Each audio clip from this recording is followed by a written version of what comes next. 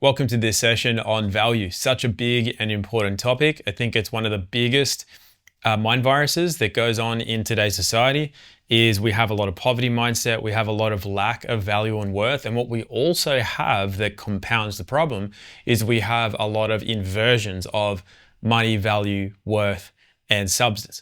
So we're going to talk about a few of these today. If you're seeing this on the publicly available one through the mailing list, the full version is in the course, but this is going to be hopefully a very eye-opening lesson in natural law, and hopefully you'll get a lot of great value out of it for yourself as well. So the first thing we'll do is take a quick look at the basic illustration of public and private. We're going to focus on two main things. One is money and the other is value. And value can also be related to substance. So we'll talk about that quickly. So a lot of people really think money and value are synonymous. Now, money can be a representation of value. It can be a version of value, some way that we illustrate or use or trade value, but it doesn't have value in and of itself. Why? Because if we were using the private, real substance version of money, it would be gold or silver coin, which has innate value. I've spoken about this many times, but the short version is that it's made by nature and imbued with innate value. One of the reasons is that we trade it, but that's not the real value. The real value is in its frequency. It has a frequency that's measurable, like really, really measurable frequency. It's used in alchemy. It's used in many different forms of just beauty and magic here in this life. So it has innate value. It has innate substance created by God or the creator or life. And the monetary, like USD equivalent value of it is arbitrary, that's man-made, but it doesn't take away, like let's say it went from 2,000 USD per ounce to 8,000 USD per ounce to 2 USD per ounce. Does that change its innate frequency? Like the measurable frequency of gold or silver that you can measure in many different ways, does that change whether the USD value goes up or down? The answer, of course, is no. So it has innate substance and value. But what we think of money is just legal tender. And legal tender is your banknotes, which are debt instruments. They have zero innate value. They have an agreed upon value, such as the USD is equivalent to this many Australian dollars, Canadian dollars, British pounds, cryptocurrencies, gold backs, and whatever. But it doesn't inherently have any value. And more to the point, it has zero measurable frequency value. Like you're not going to use that in alchemy. You're not going to improve the quality of your water. It can't be used as medicine, like monatomic gold or some kind of colloidal silver or something like that. Like you're not going to have colloidal $50 notes or, you know what I mean? So, okay, so they're two very different things. Okay, so what happens in society using that as an illustration or as an example is that we take real substance and value and we've essentially run with the mirror image illusory versions of things. And that's why a lot of us feel like we don't have value or we need more value. We want more value in life or we want to be more valued and more valuable. And so just being able to look at what that really is will really, I believe, help a lot of people. And it's been helping me a lot on my journey as well because I have come through with like an ingrained poverty mindset, an ingrained lack mindset, state of being. In many different ways, and we'll just cover a few, but the extended version will be in the course. So moving along, the main form of value we're going to talk about here is self-value. So when we're talking about substance and the private and the real versions of things, when we're talking about value, the more self-value we have, the better life is in general. The more we can have in an external material sense, the more we can share in the world, the more we'll receive in the world because we're actually tapping into those real currencies. And a lot of them are based on what value is. So let's say kindness is a currency. Well, that's based on your self-value, your self-worth. You'll be a kinder individual if you have like less stress, less quote unquote enemies that you see in the world and less evil that you see in the world. You'll be a kinder individual. So that comes from your self-worth. Likewise, insight and ideas and ingenuity, that's self-worth, but it comes from, that's value, but that comes from self-worth. Like that's the value. It's the value of yourself. And you have that when you're best connected to life, God or creator, because that's where that comes from. So in every measurable set of any like data, frequency you can measure, anything that's measurable insofar as cause and effect, it comes down to the value that we have, our self-value. So that's a major point here. Just quickly too, with words like worth and afford and a lot of the other words too, there are often dual and multiple meanings for these words. So like, let's say afford, you say, I can't afford it. Like I can't afford to go on a holiday. You're thinking in monetary terms, but you can also say, I will afford you the opportunity to do this. It's got almost nothing to do with money. And as we talk about value today, we're coming from the natural law perspective, the story, the LORE, and then how that makes its way to parallel with laws, LAW, and which is cause and effect, and how almost nothing has to do with money. So let's say taxes. So taxes have almost nothing to do with money. Yes, there is a fiat currency or quote unquote monetary version of that, but like it's a spiritual thing. I mean, how taxing is it to feel like everyone's out to take from you? That's taxing. So likewise, it's taxing to feel like you can't afford stuff. Everything's too expensive. Life's unfair. Capitalism is the ruin of everything.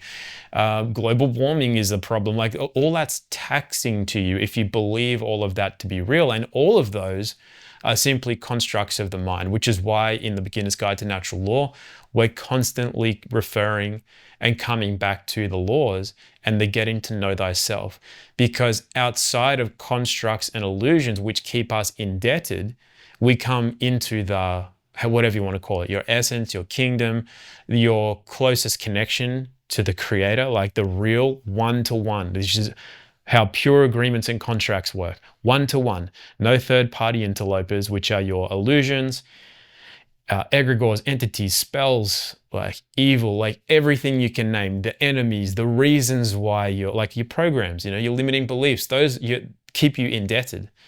And that introduces third-party interlopers and takes away from pure contracts and agreements between you and what puts you here, which is actually your unlimited wealth reserve. Like that as a currency is absolutely, to use a new age term, abundant, but really it's unlimited. It's absolutely unlimited in what life wants to provide for all of us. Only we get in the way and damn it. So there's another multiple or at least dual meaning.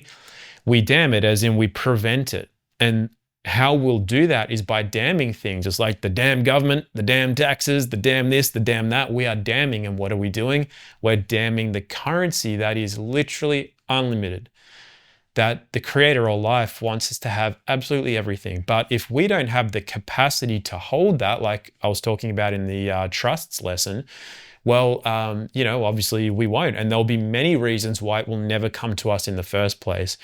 And then if it does, we can't hold on to it. And we're fearful and everyone's going to take it. And lo and behold, things go awry. And or things just don't make their way to us in the first place. So this has obviously got a lot to do with default agreements, which is a big part of the course. So value usually has to do with a monetary value because that's how we're associating with it in our modern culture. But it also has to do with, it could be a piece of information because it raises the level of experience or it raises the profit of the receiver of the value. And isn't it interesting too, because we often place emphasis on receiving rather than giving. Like a lot of people obviously do focus on giving, like, am I giving value today? Especially people in other cultures, they start their day always, they live most of their day in, for want of a better word, prayer. It's a constant like giving and honoring to their creator. However they see that in various cultures and religions and what have you. But rarely is it almost all about receiving, but that's what we have in the West. It's almost all about receiving value and giving token versions of value or convincing yourself that what you're doing has value. And it's a sad state of affairs because, as I mentioned at the start, this is where so many of the inversions lie and why people are constantly indebted. Even with millions of followers, millions of dollars, millions of whatever, constantly indebted because of the inversions of value. And if people could only just tap into that, the natural, true, real version, like the private version, the one of substance, then that would all just, everything would change a great deal. And likewise, economies would be much, much stronger as a result, much stronger. So what happens in the inner is obviously represented in the outer. So when you have a look at the outer world, especially in the West, and how things are very volatile, and there's a lot of, dis-ease in our cultures, that's where it comes from. But the reason that it comes from there, again, is because of the illusions, deceptions, programs, and so on and so forth that we talk about in the course that keeps us indebted, keeps us from ourself and from inheriting that kingdom which is within. So hopefully this is starting to paint a picture of how and why we're talking about it in this way.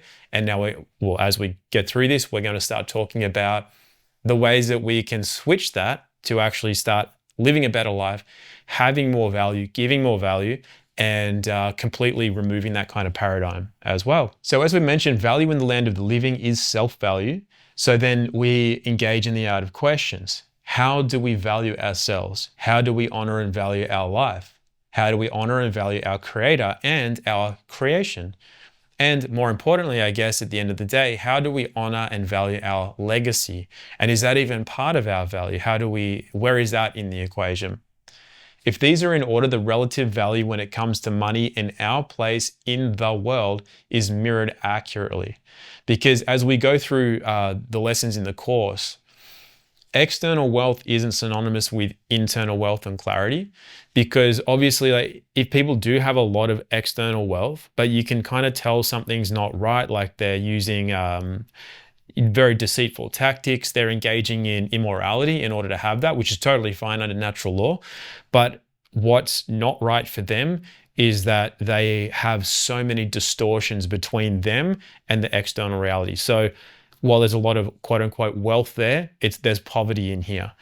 And it's an interesting topic because, as we'll get into, like a lot of the negative side of value, the way that we have negative associations, that we have self-limiting beliefs, and we have poverty mindsets. And those are programmed into us. We're not born, there's arguments for that too, which we can get into another time, but we're not born with poverty mindset. That's programmed into us. Okay, even being in affluent societies, poverty mindsets are programmed into us, and it's very, very, there's a lot of intent behind that, like that's meant to happen. So we could have a poverty mindset and obviously be experiencing poverty, but likewise, we can have like this skewed sense of wealth, but there's a lot of distortion. So we have a lot of external wealth, but there's still a lot of poverty inside. Obviously, the way that we want life to be, ideally, as students in natural law, is that we want the outer to accurately mirror the inner, because that inner is connected to the place it's meant to be. Not the programs, not the illusions, not the distortions, nothing that gets in the way, no third-party interlopers. It's a natural, pure agreement and contract, and then that extends its way into the world. So it should be noted here at this point of this talk that we are meant to have wealth. We're not meant to be martyrs. We're not meant to be in poverty. We're not meant to go without, okay? We're meant to be fruitful. We're meant to multiply. We're meant to do many things. Like, I know that's a biblical thing, but it applies all across all kinds of natural laws. And we are meant to be not just comfortable, but vibrant. And there are a lot of default agreements that get set along the way, which we cover in this section of the modules in default agreements. But the long and the short of that is that it's what we affirm by the particular belief system that we hold. And that's a higher jurisdiction of what we're saying by not saying, because we set our standing in relation to it. So one of the examples I've given several times on social media is putting ourselves below technology. So we might have like a phone and we think the phone rules us, it's going to kill us with its radiation, it's listening to everything, and all our power's going away. But that's what we're doing as a result of that. Is what we're not saying by what we are saying is that the phone is more powerful than me. The creators of that are more powerful than me. This thing that costs probably $11 to make is more powerful than me.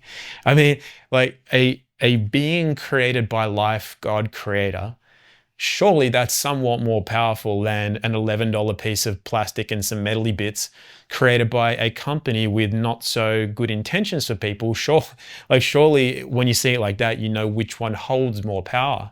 But that's just an offer, because if we don't take that, if we don't embody that and express that into the world, we can literally be less powerful than a device. because that happens by default mechanisms and agreement by our own agreement of where our standing is in relation to it. So again, another natural law lesson that pertains very, very highly to value and where we sit in the grand scheme of things. So coming back to honoring life, our creator, creation, our legacy, and if these are in order, then our relative value is mirrored accurately in the world. We really are meant to have external wealth in the true sense as well. And only like a martyr mindset, a poverty mindset, a dishonoring mindset, like I don't deserve that mindset or it's wrong. And a lot of people, insofar as martyring, they go, how can I have a car, a house, some money in the bank, and the ability to eat high quality organic food when so many people out there do not even have the basics? Like that's a lesson for another time. But the short answer to that is that you will change none of that by martyring yourself, and you'll only compound that problem. The only way, which might not make sense to the rational mind because it happens through default agreements and paradoxes, is that the only way to change that is to absolutely honor the gifts bestowed upon you. Because if not, you're slapping the creator right in the face. You are setting many default agreements against yourself. You're cutting yourself off. And so that web or that stream, that currency of life that flows through all things, whether you can see them or not, never makes its way back around to those people who you are sacrificing yourself for, that you don't even know the situation. You don't know the default agreements and the actual agreements and contracts that they've entered into that puts them where they are right now. Now, that doesn't mean that won't change over time, up or down for them. But what we do is, because we're so heavily invested in others and in the wrongs of the world, we forget to invest in ourselves. And as such, we never actually put more value and currency back into the world, which actually can, help with these quote unquote problems and reduce the number of quote unquote enemies that we see in the world. So I want to keep this one relatively succinct. So hopefully those lessons are sitting in with you. And if not, obviously they go deeper in the Beginner's Guide to Natural Law course. So let's talk about money. We've spoken about it a bit already. It has almost nothing to do with taxes. It's very, very taxing to go through life thinking that things are too expensive, for example. Debt, we go into debt insofar as giving our essence away all of the time. It has nothing to do with money or borrowing money or being put in debt through taxes, fines, or your own doing. Now, value is a feeling and is holistic with no beginning and no end. It's just something that has this innate curiosity within itself that wants to find its way through and into all things and around all things, but it's us that damn it, like we've spoken about, and get in the way or cut that off. It's almost like saying, no thanks, I don't want that. I'll figure it out myself because it has to be harder than it is. Or we gain value, as in the illusory, inverted form of value by being like, no, I do it like this. And I've done that a lot. I've cut myself off a lot. I'm pretty much an expert in cutting myself off in the past and not putting any value back into the whole as a result. So I know how this works really well from that perspective. I know what poverty is like. I know what all of that is like. I know what it's like to be very heavily in debt. So value is a feeling. It's holistic with no beginning and no end. So once we're tapped into that and we allow the curiosity of value to find itself through us, its way through us and into the world to serve the things that, hey, look, we don't even need to know about. Hence, let go and let God, or many of the other phrases that we use in the course. So money is synonymous in our culture with currency or legal tender, but money is not value. And as we said at the start, it can represent value. So if we talk quickly about debt, like a lot of people are in debt, but they just look at their bank account, they look at their credit cards, they look at their mortgages and personal loans. But there's a real inner spiritual debt. So a really quick example of that is in the collective consciousness, even in mainstream in today's world, a lot of people are fixated on what they call the Jews, as in the group of people who own a lot of the banks, the media companies, a lot of the manufacturing companies in the world are owned by quote unquote the Jews. But they are, if you take a step back, one of the, there's an egregore around quote unquote Jews. Now, Jews doesn't mean Jewish people of a Jewish faith, but it does pertain to an egregore connected to belief systems, and more importantly, as we talk about a lot in the course, identities and identifying with things. Now, how badly in debt do you, even if you own like Chase Morgan and every other bank, if you owned all of them, which isn't the Jews anyway, there's much higher orders, but don't worry about that. If you believe you are this suppressed, oppressed, holocausted, poor me, like you're in more debt than the guy who only has a checking account with $1 in it. Like that guy is less in debt than the guy who owns the bank but has that much spiritual debt. Because what you end up with is a Faustian bargain is one of the terms for it, where you have all of this stuff but you can never enjoy it. And the fact that you have it and can never enjoy it is worse off than not having it, because obviously you can't enjoy it if you don't have it. Like you can't enjoy the Ferrari you don't have.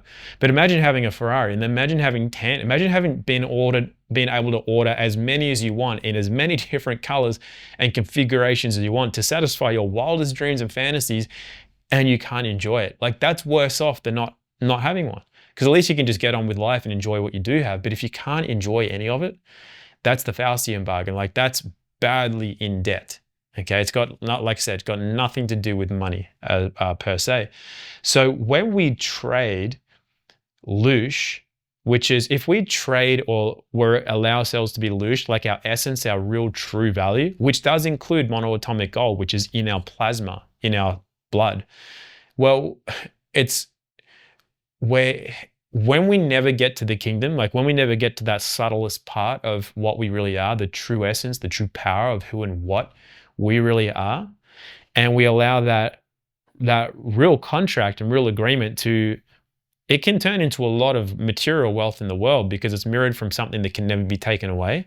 But when we loosh and we give into programs and illusions and everything else we've been speaking about, well, we go into a lot of debt. Now we can discharge debt. So when we take this whole world of natural law, which we're talking about now, and then we look at the system, the public, and we have, monetary debt, which isn't money, but doesn't matter for the purpose of this lesson, we can discharge that. And we can discharge that from our credits that are stored in treasury, which are created through our birth certificate trust.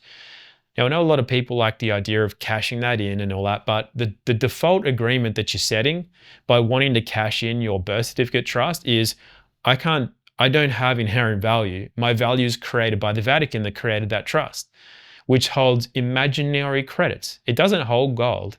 It doesn't hold silver. It doesn't hold essence. It holds fiat currency and bonds and securities and other stuff, but it's fictional. So imagine wanting to dedicate your life to getting that, because then you'll have some stuff. Like the default agreements you're setting against yourself are like, I wouldn't want that. It's not to say that you can't have that as well, but you need to get to this part first. And then that's just like icing on the cake. So the default agreement is that I don't have value. I can't create it for myself. Like imagine the amount of attention, energy, and everything else to go after that, when you could just realize your value and express that into the world. And it could be worth they're night and day different to what that will do for you and your expression into life and your true innate value by putting your energy into that versus this. Fiction versus substance, form versus substance. No real value, illusory, fictional, inverted versus the real true stuff, like the real contracts and real agreements, like which is more appealing to you, And some people would choose that for sure, but they also choose McDonald's instead of real food. They'll choose to go into all kinds of other debts. Like that's cool. Like life and natural law, like the story of life, it allows that, it wants that. But the question is, do you want that? Because you have the choice, always. Always. Everything's an offer. Nothing happens without your conscious choice, your consent, your agreement. And that's how everything works under natural law. So anyhow, hopefully I've illustrated that enough for the purpose of this lesson. So we can discharge credit cards. We can discharge personal loans by accessing those credits in treasury, as long as it's not for self-enrichment under natural law. Otherwise, other things, you'll go into debt in other ways.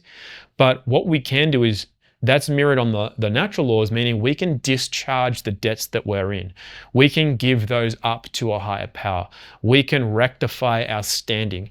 We can engage in more moral decisions, thoughts, actions, and ways of life. We can create more beautiful things in the world. That's how we discharge the debt, the spiritual debt that we're in.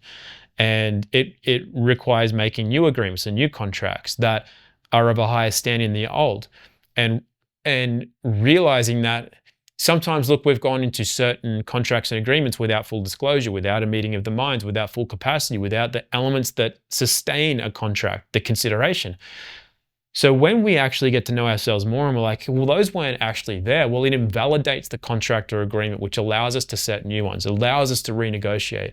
All of this is under natural law. All this power we have to us at all times if we just know how to utilize it and what to look for in the first place. So we've spoken a lot about a lot of the negative things that hold us back, and these keep us in debt. So these are our limiting beliefs, but also competing belief systems. So these are some of the laws, the stories we have to get right first before we feel, we know we as an embodiment and an expression into the world that we are value, we have value, we are valued, and we give value to others and to the world.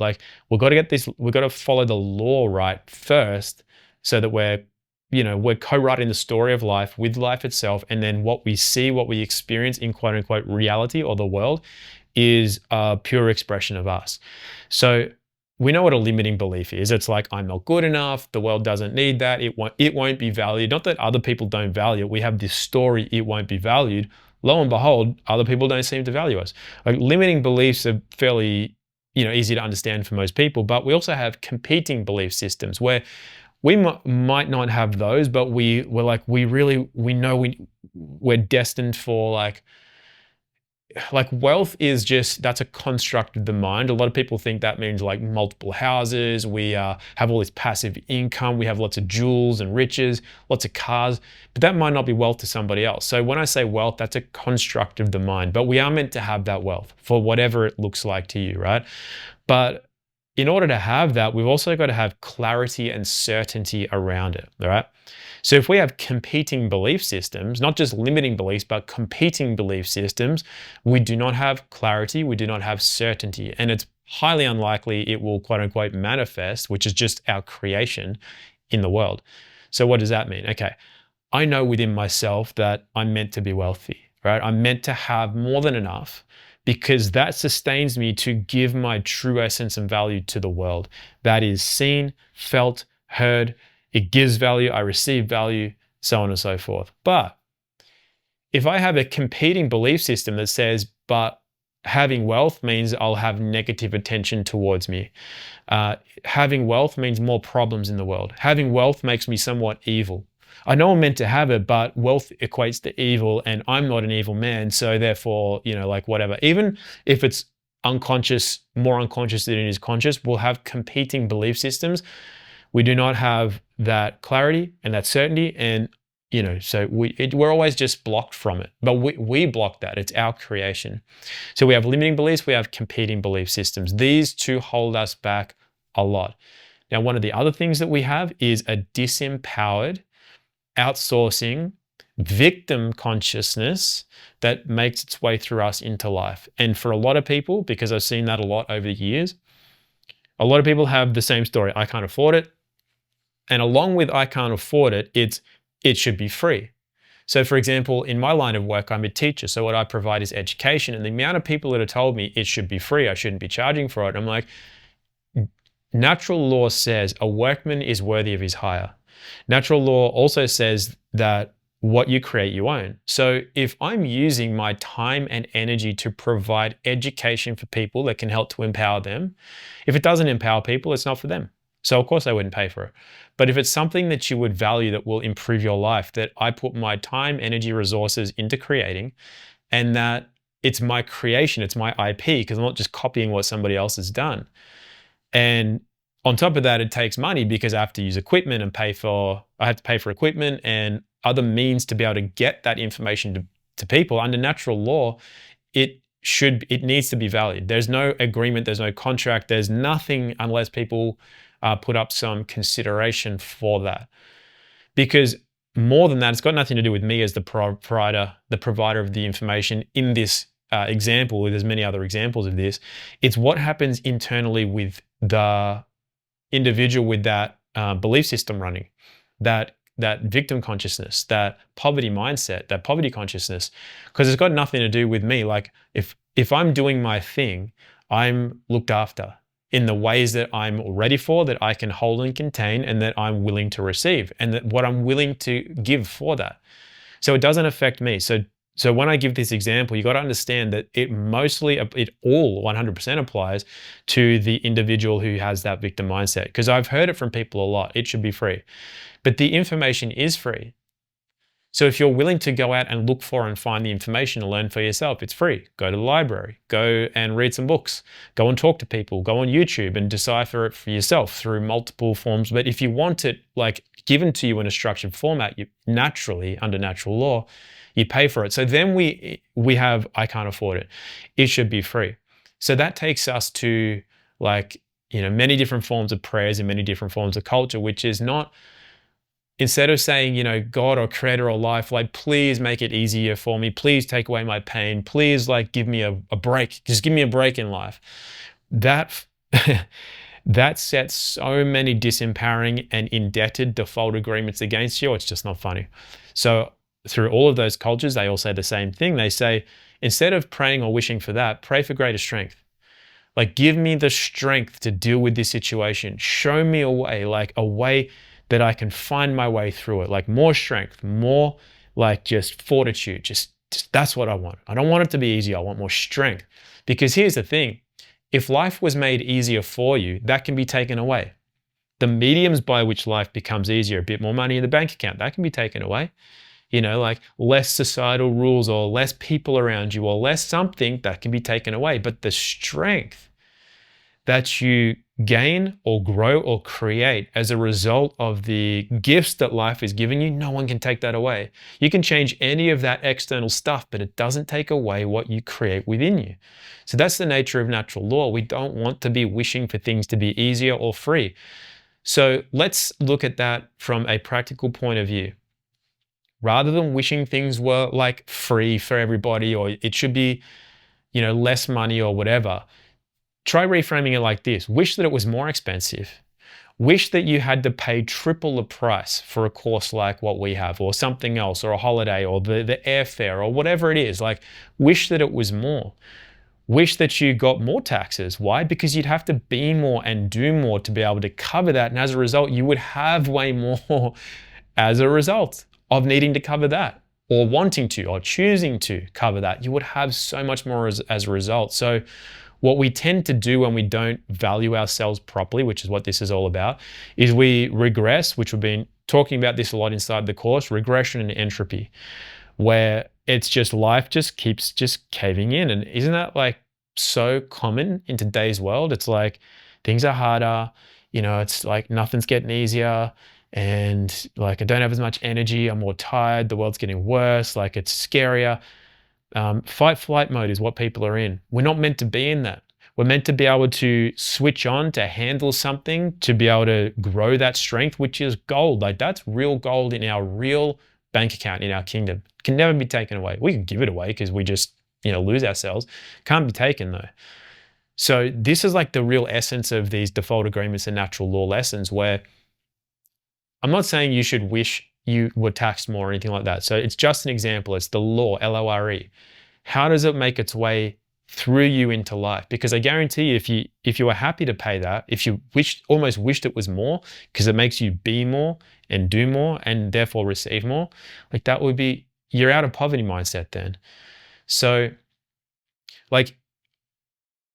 everybody goes through times until they get completely out of that kind of consciousness or way of thinking, where they wish things were a little easier, or they had a little more, or things were a little less expensive. But here's the thing, it's let's say there was some education, it was $50, and you just go, I can't afford it. Maybe in 2 weeks, maybe in a month. When I feel like I've got enough, I'll do it. Wrong move. That's absolutely wrong. You should want that now. You should put everything aside to get that now. Why? Because you're showing life, you're showing yourself that you are motivated, this is what you want. Like all the default agreements stack in your favor. And when you do that, like go and find anyone that's successful in business, like monetarily, music, sport, arts, relationships, whatever. It's like, just don't wait, create. And if you want it, do it now. And the expression, which we've included in the course, like leap and the net will appear. Like once you do that, life reorders itself around you to help you on that path. Doesn't give you everything, but it gives you the means to be able to create that for yourself. But while you're sitting back going, yeah, maybe down the track, or when it's less, or wish it was less, or if they ever do a half price sale, it's like, look, sometimes, there's being smart with your money, and that can apply in some situations, but as a base resonance, as a consciousness that you live in, absolutely not. It will ruin you. You'll never be your full self. You'll never know yourself. You'll never be who you're meant to be and receive what you're meant to receive while you're blocking it. You're blocking life.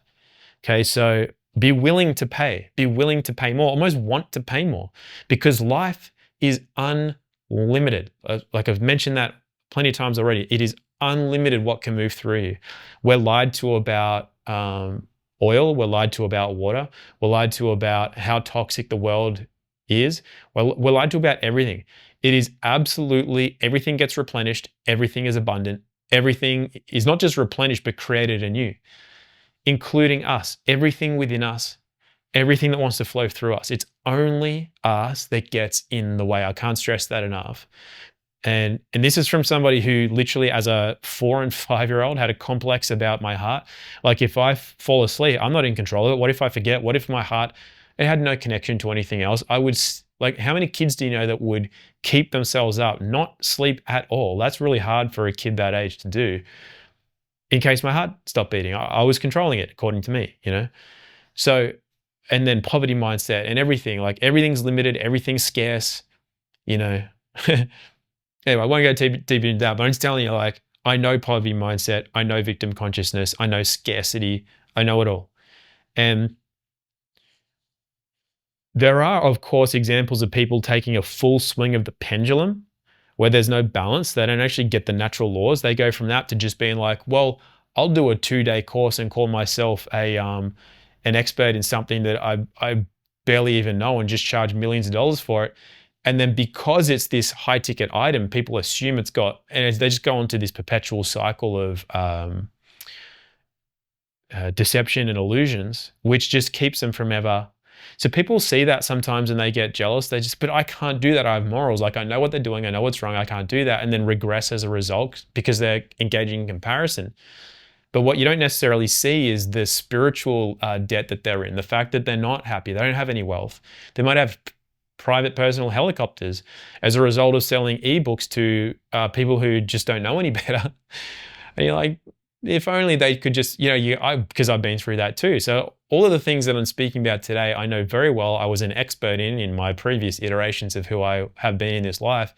And now am I like wealthy in a monetary sense? No, but am I am at least at the stage of if I need something, I can have it. Now, I don't need a Lamborghini, and I don't have a Lamborghini. I don't own a home yet.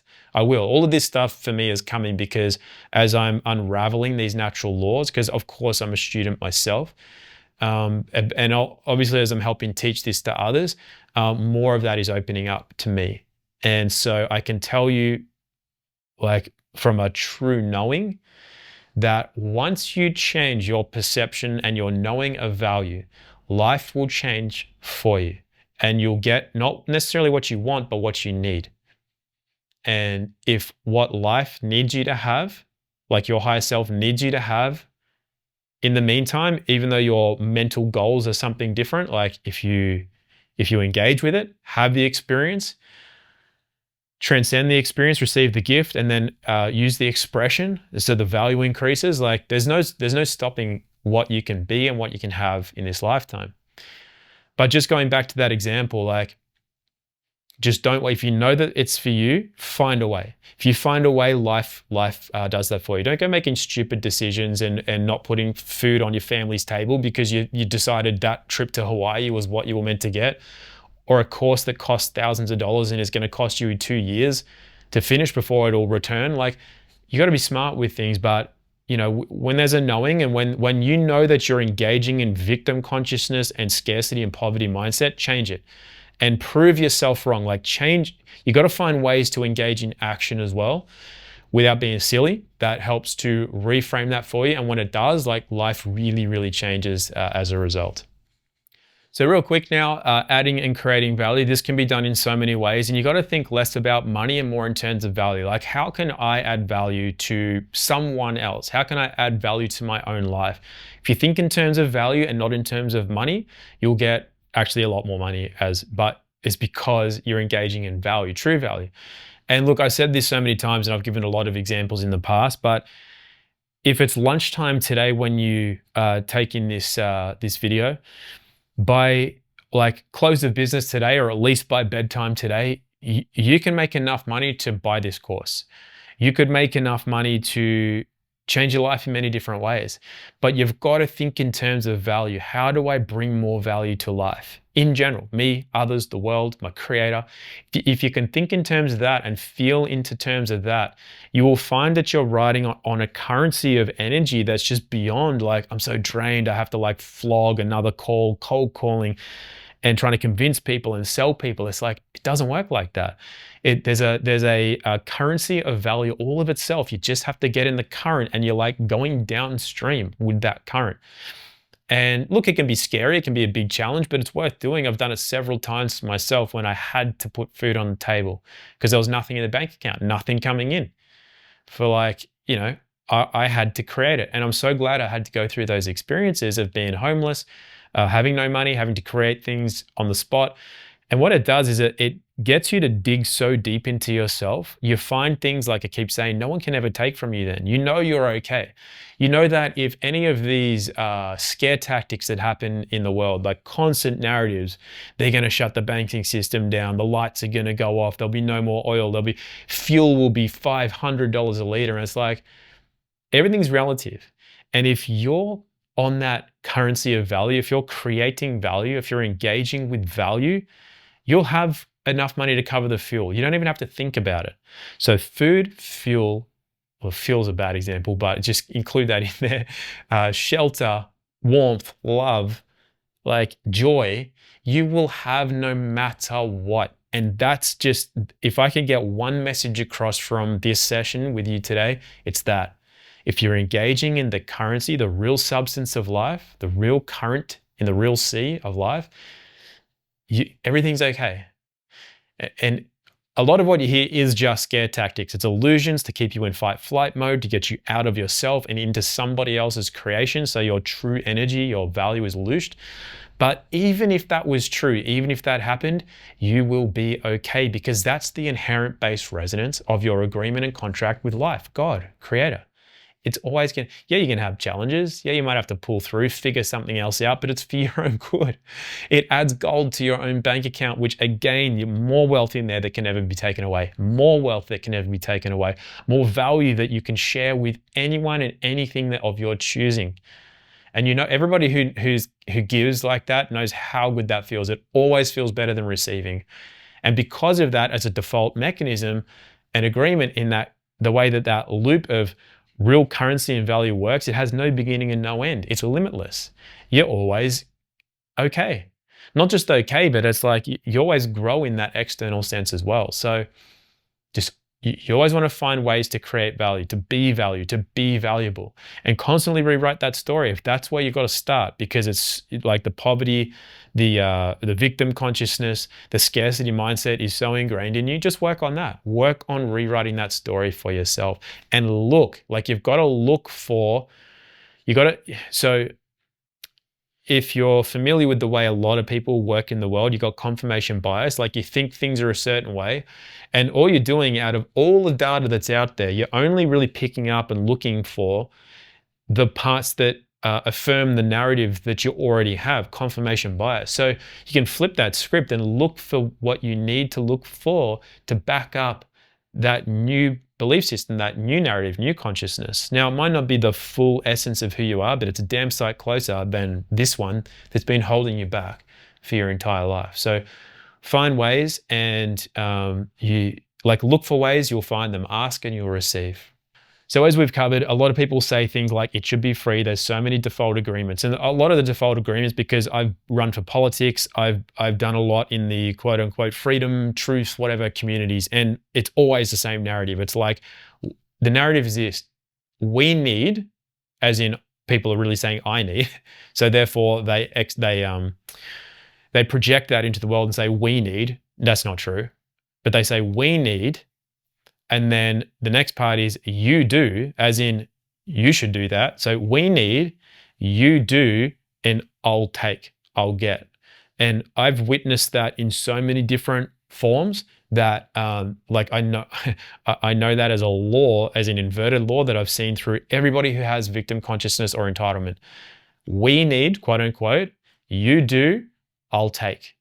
And so if you're in a stage of like, you're really getting to know yourself and you're starting to help to create value for the world, and that you're going to have to also learn how to set really good, strong boundaries where you do not allow that. Like you give an inch, they'll take a mile, and just don't engage with that in the first place. And believe me, because I've been here many times, there will be a grand illusion put in front of you where you feel, but they need the help, or, but if they don't like support me, nobody will. Trust me, they will.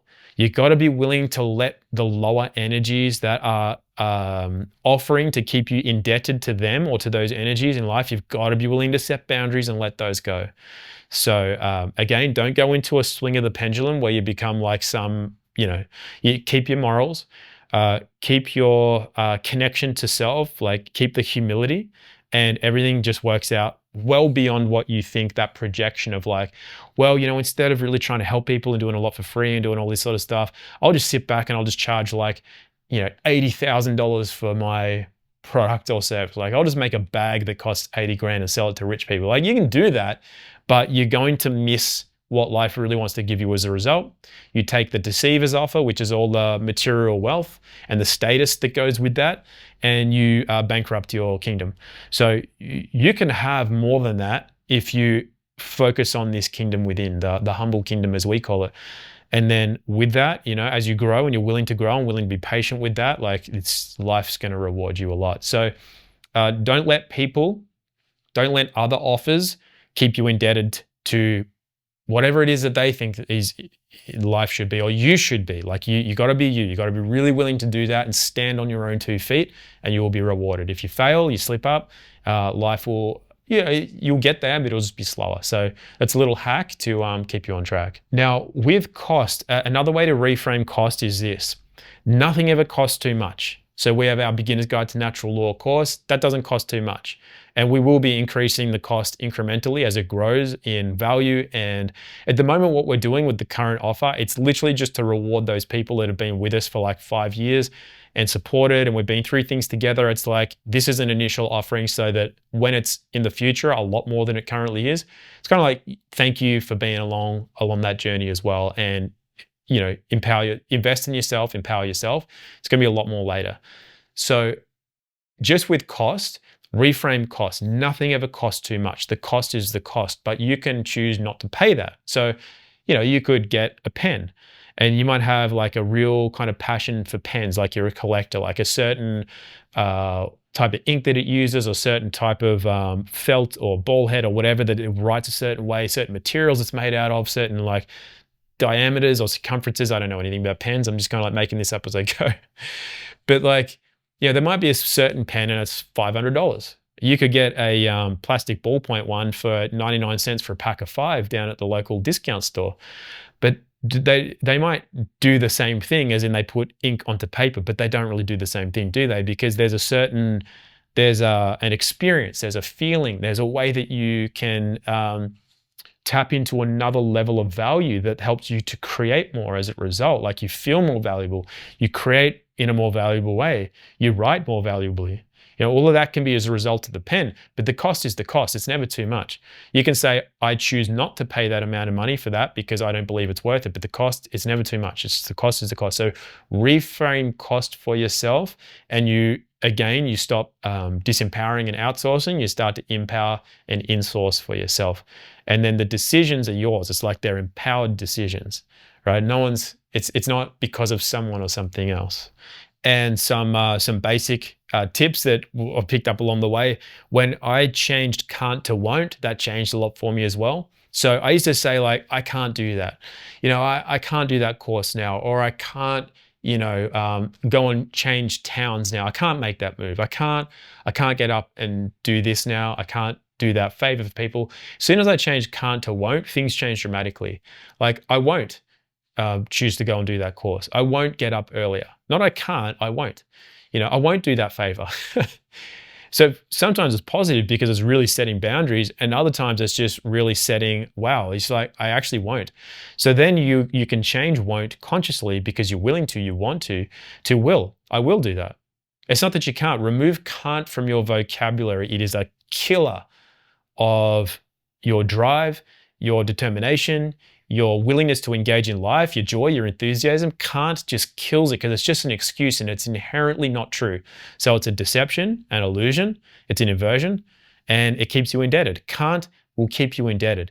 Change that law, change that narrative, change your story, just change can't to won't. And at least you're being far more honest. And from that place of honesty and realness, you can then turn it into a can by your own consent and your own choice. So that gives you a lot more power.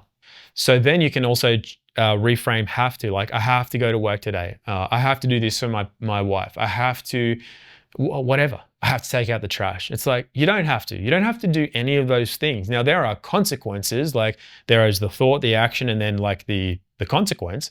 So if you don't take the trash out, you'll live in a filthy place.